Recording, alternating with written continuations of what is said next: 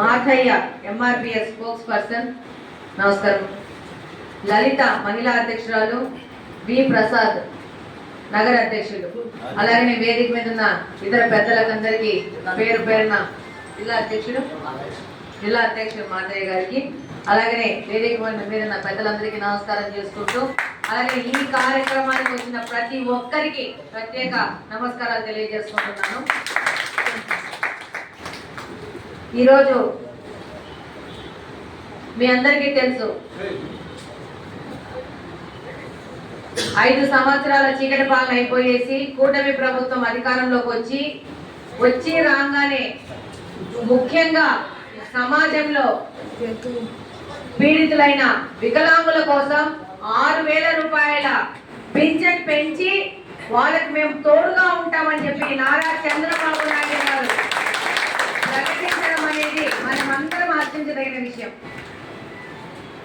ఇప్పుడు ఇక్కడ ఉన్న వాళ్ళకి అందరికి 6,000 పింఛన్ వస్తుందమ్మా. అదే కాకుండా ఏమన్నా రావట్లేదు ఎవరికన్నా? అందరికి వస్తుంది కదా. అలాగనే పూర్తిగా బెడ్ రిడన్ అయిపోయి, అంటే పుడుతుంటేనే కంప్లీట్ గా ఫిజికలీ హ్యాండిక్యాప్డ్ అంటారు, కంప్లీట్ గా బెడ్ లో ఉండాలా, వాళ్ళకి వాళ్ళ అమ్మా నాన్న వాళ్ళకి సేవలు చేయాల్సిన పరిస్థితి, బాత్రూమ్ లో కూడా పోలేని పరిస్థితి, వాళ్ళకి 15 రూపాయల పింఛన్ చేసిన ఘనత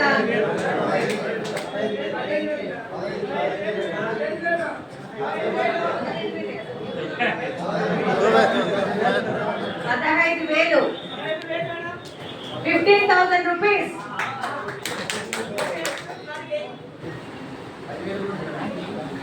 $10,000 బెడ్ రిడన్ వాళ్ళకి, తలసీమ ఉన్న వాళ్ళకి 15,000 రూపీస్ ఇస్తూ ఒక గొప్ప చరిత్ర సృష్టించిన ఘనత ఏంటంటే కూటమి ప్రభుత్వం. అది చంద్రబాబు నాయుడు మాత్రమే చేస్తున్నాయి. ఎలక్షన్ లో నేను కడప మొత్తం తిరిగినాను. ప్రతి ఒక్కరు ఇంట్లోకి పోవడం వల్ల నాకు ఈ విషయం తెలిసింది. కంప్లీట్ గా బెడ్ రిడన్ అయిపోయేసి వాళ్ళ పిల్లవాడికి 20 సంవత్సరాలు 30 సంవత్సరాలు వచ్చినా, వాళ్ళ అమ్మ వాళ్ళకి 60 సంవత్సరాలు వచ్చినా వాళ్ళకి బెడ్ లో అన్ని చేసి వాళ్ళకి ముద్దలు పెట్టి నీళ్లు తప్పించే పరిస్థితిలో ఉన్న వాళ్ళని చూసి నేను అడిగినా, ఎంతమ్మా మీకు పింఛన్ వస్తుందంటే 3,000 రూపాయలే పింఛన్ వస్తుందని చెప్పినప్పుడు నేను అన్నాను, కడప నియోజకవర్గంలో ఒక్కసారి అధికారంలోకి వచ్చి తెలుగుదేశం పార్టీ పవర్ లోకి వచ్చి గవర్నమెంట్ చేస్తే దీని మీద పోరాటానమ్మా, ఇది చాలా అన్యాయం. ఎందుకంటే అబ్బాయికి ఏమి తెలియదు, బెడ్ రిడన్ ఉన్న అబ్బాయికి, కానీ ఆయనకు సేవలు చేస్తున్న అమ్మా నాయనకి తెలుసా కష్టం ఏందో. వాళ్ళు బయటికి పోలేరు, ఉపాధి కోసం పోలేరు, ఆ పిల్లవాడి కోసం ఇంట్లోనే ఉండాలి, అన్ని చేయాలా. దీని మీద మేము డెఫినెట్ గా పనిచేయడం జరుగుతుందని ఎంతో మంది అమ్మగారి దగ్గరికి వెళ్ళి నేను మాట్లాడే సందర్భం ఉంది. కానీ నాకు అవకాశం ఇవ్వకుండా దాని మీద పోరాటం చేసే అవకాశం నాకు రాలేదు. అంతకంటే ముందే చంద్రబాబు నాయుడు గారు ఆ డబ్బు పెంచి మీ అందరికీ తండ్రి అనే విధంగా తను తాను నిరూపించుకున్నారు. అలాగనే ఇందాక దీంట్లో రాశారు, అన్న కూడా చెప్పినారు, ఇప్పుడు వికలాంగులకి ఇళ్ల స్థలాలు ఇవ్వాలా. నేను ఇప్పుడే ఇక్కడే కూర్చొని మనసులో అనుకుంటున్నాను, రేపు ఇళ్ల స్థలాలు ప్రకటిస్తే అందులో ఒక స్పెషల్ కోటా వికలాంగులకి ఇవ్వాలా. ఇంత పర్సెంటేజ్ అని ఫిక్స్ చేసి వాళ్ళకి ఫస్ట్ ఫిల్ అయ్యాకనే మామూలు వాళ్ళకి ఫిల్ చేయాలనే రూల్ తీసుకొచ్చే విధంగా మనం పోరాటం చేయాల్సి ఉంది. ముఖ్యమంత్రి గారికి కానీ, లోకేష్ గారికి కానీ, డిప్యూటీ సీఎం గారికి కానీ ఈ విధంగా ఇచ్చే విధంగా ముందుకెళ్తామని ఈ సందర్భంగా తెలియజేస్తున్నాం. ఇంకొక ముఖ్య విషయం ఏంటంటే, మీరందరూ రియల్ వికలాంగులు. ఈ పింఛన్ల కార్యక్రమంలో ఈ వికలాంగులనే సర్టిఫికెట్ మీద కొంచెము స్కామ్స్ చేస్తూ వికలాంగత్వం లేని వాళ్ళు కూడా డాక్టర్లు మేనేజ్ చేసుకొని వికలాంగుల సర్టిఫికెట్ తీసుకొచ్చి ఆ యొక్క వచ్చే డబ్బులు వాడడం వల్లనే మనకు అన్యాయం జరుగుతూ ఉంది. దాని మీద స్క్రూటినీ జరిగి ఈ దొంగ సర్టిఫికెట్ తీసుకున్న వాళ్ళు, దొంగ పెన్షన్లు తీసుకునే వాళ్ళని కూడా మనము ఎరాడికేట్ చేసి ఇంకా స్పెషల్ స్కీమ్స్ తో వికలాంగుల కోసం ముందుకు పోవాల్సిన అవసరం ఉంది. దాదాపు వికలాంగుల పెన్షన్ లో 70 నుంచి 80% వికలాంగుల పెన్షన్ ఏమంటారు దాన్ని రాంగ్ గా యూజ్ అయితా ఉంది.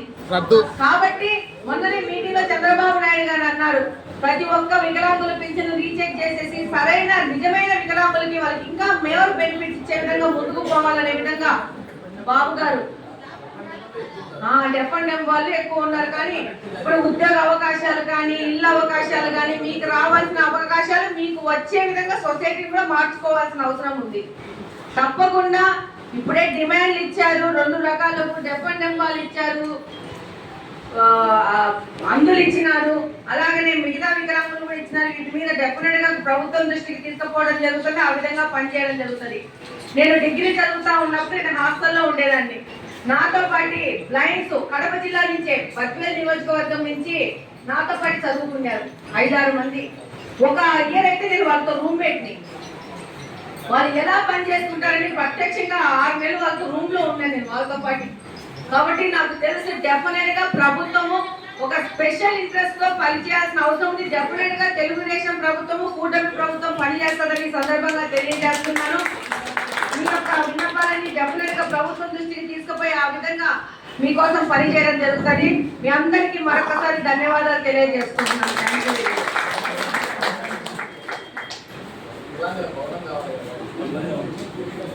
అధ్యక్షులు వాళ్ళు చెప్తారు. Thank you very much.